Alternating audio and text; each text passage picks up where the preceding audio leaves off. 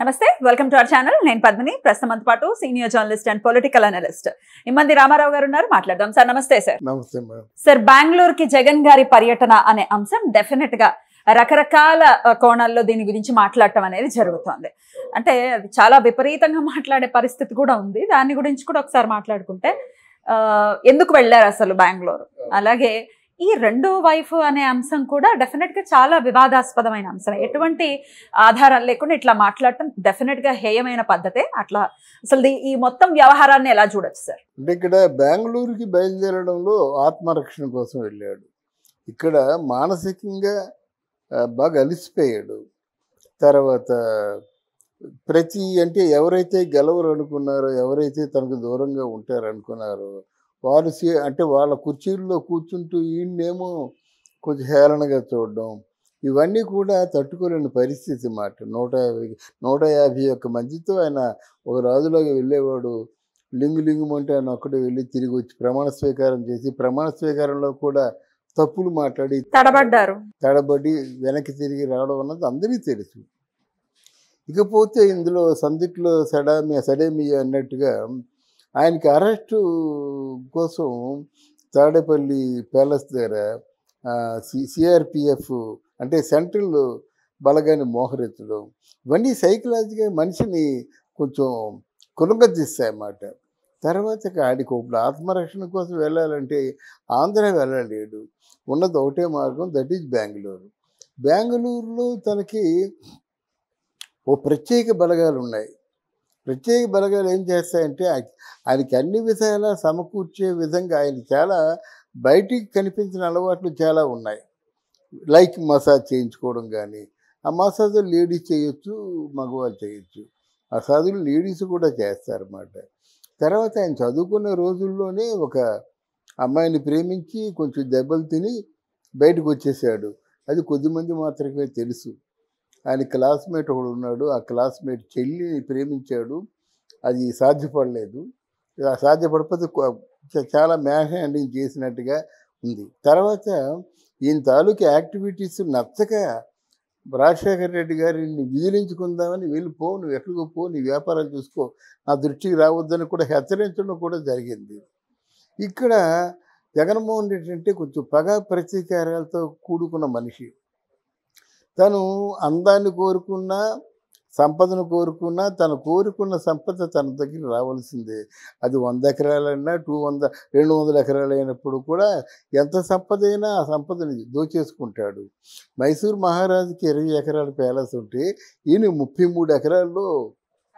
Bengaluru palace ఉంది తర్వాత అక్కడ తనకున్నటువంటి స్నేహితులు అంటే వేలు లక్షలు కోట్లు బిజినెస్ చేసే వాళ్ళు స్నేహితులు ఉన్నారు ఆ స్నేహితులతో ఎప్పుడు కూడా అక్కడ ఆయనకి ఒంటరిగా ఉంటాడు వాళ్ళు ఉంటారు కనుక తన రాసలీలల గురించి ఒక పత్రిక రాసింది బెంగళూరులో ఆయన ఎటువంటి నిర్వాహకం చేస్తాడో అనేది ఒక ఇంగ్లీష్ పత్రికలో వచ్చింది అప్పుడు వచ్చినట్టయితే దానికి మనం అప్పుడు చెప్పుకున్నాం ఒక 1-2 సంవత్సరాల ముందు అంటే ఓవరాల్గా అయినా కొంత అమ్మాయిలంటే ఆకర్షణకు లొంగిపోయే ఒక బలహీనత ఉన్న మనిషి ఇక్కడ కూడా అనుకున్నారు ఎంత ఎవరు ఏ విధంగా పిలుచుకున్నప్పుడు కూడా ఇక్కడ కూడా అత్యంత సన్నిహితంగా ఉన్నవాళ్ళు అంటే జగన్మోహన్ రెడ్డితో డైరెక్ట్గా వెళ్ళి మాట్లాడగలిగిన వాళ్ళు ఒక 2-3 ఉన్నారు ఆడవాళ్ళు వాళ్ళు కూడా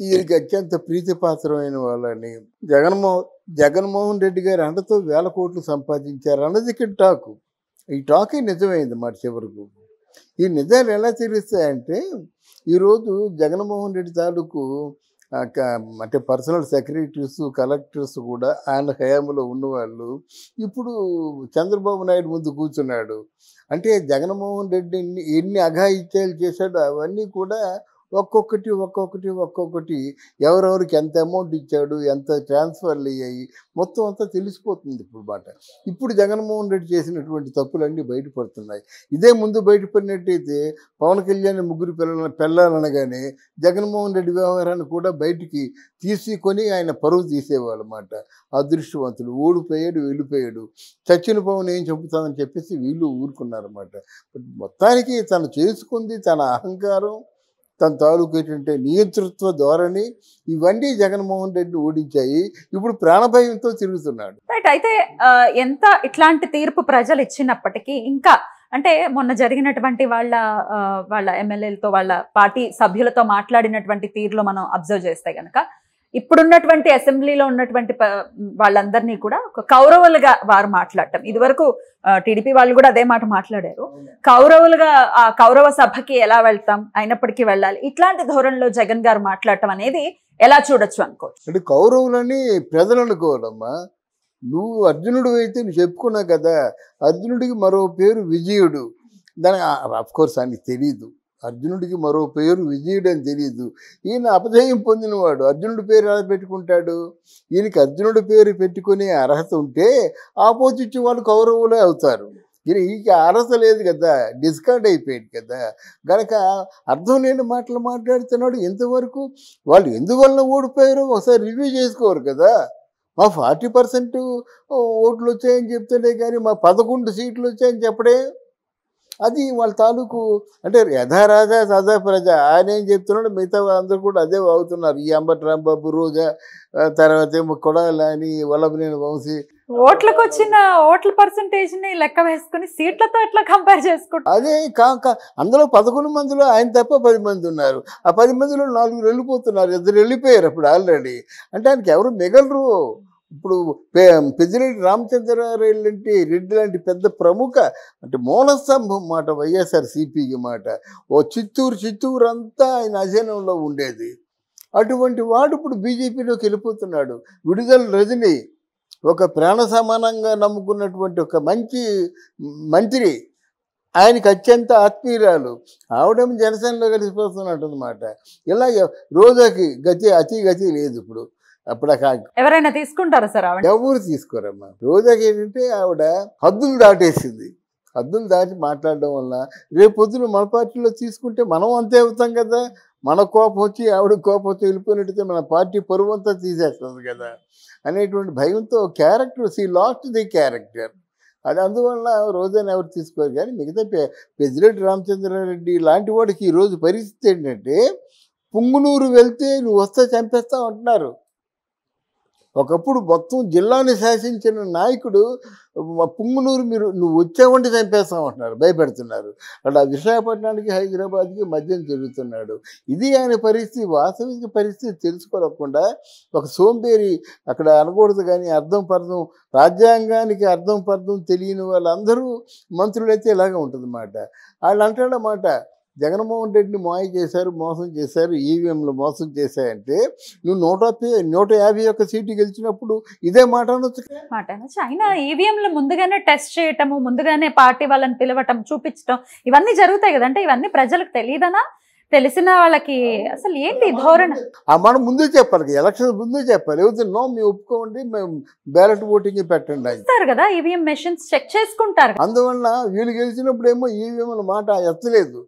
ఇప్పుడేమో అంటే ఏదో ఒకటి మాట ఏదో వంకతప్పుడు. జగన్మోహన్ రెడ్డికి కావాల్సింది ప్రాణ రక్షణ అండి. ఆ పార్టీ మీద మోదు పోయింది. పార్టీ పెట్టి ఆంధ్రదేశంలో ఎన్ని లక్షలు కొలగొట్టాడు. ఆంధ్రదేశం తాలూకు జాతీయ సంపదను కూడా తనఖా పెట్టేశాడు. అంత దుర్మార్గం చేసిన వ్యక్తి ఇంకా మాట్లాడే నైతికమైన హక్కు లేదు నాన్న, హక్కు లేదు. మార్పు మరి వస్తుందా ఇకపైనైనా? మరి మాట్లాడే ధోరణిలో మార్పు వస్తుందా?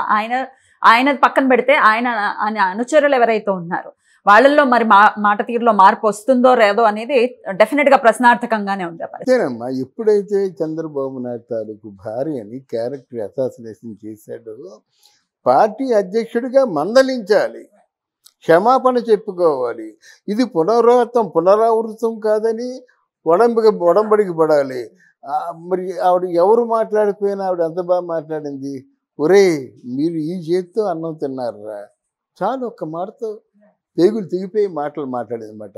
అన్ని విధాల ఆయన అవినీతి చేశాడు, అక్రమాలు చేశాడు, అహంకారం చూపించాడు, నియంత్రిత ధోరణి చూపించాడు. లేకపోతే నామినేషన్ వేయడానికి వెళ్ళిన వాడు చేయి నరికేయడం ఏంటి? ఎంతమందిని చంపేశాడండి, ఎన్ని హత్యలు చేశాడండి, ఎన్ని మానభంగాలు చేశాడు. ఇటువంటి దుర్మార్గుడిని ఇంకా పొగుడుతున్నారంటే మరి ప్రజాస్వామ్యంలో ప్రజలు ఏం చేస్తున్నారో తెలీదు. కాదు, ఆయన పేటీఎం బ్యాచ్ మాత్రం మాట్లాడతారు, పేరు పెద్ద మేధావులు. వాళ్ళు వెనకేసుకొస్తారు. ఆ ఫలితాలు వచ్చినప్పుడు కూడా సంబరాలకు సిద్ధంగా కండని సజ్జల రామకృష్ణారెడ్డి కొంతమంది మేధావులు చెప్పారన్నమాట. ఫలితాలు వస్తుండగా సరే మధ్యాహ్నం వరకు వచ్చాయి కదా ఫలితాలు, ఇక చూడండి అన్నీ వైఎస్ఆర్సీపీ అన్నారు. వచ్చాయా? మరి ఆ మేధావులు అందరూ ఏమైపోతారు ఇప్పుడు? ఇంతకాలం పళ్ళకు మోసిన వాళ్ళు, ప్యాకేజీ తీసుకున్న వాళ్ళు. గనక కాలం గొప్పదమ్మా. కాలం నిజానిజాలు నిగ్గు తేలుస్తుంది.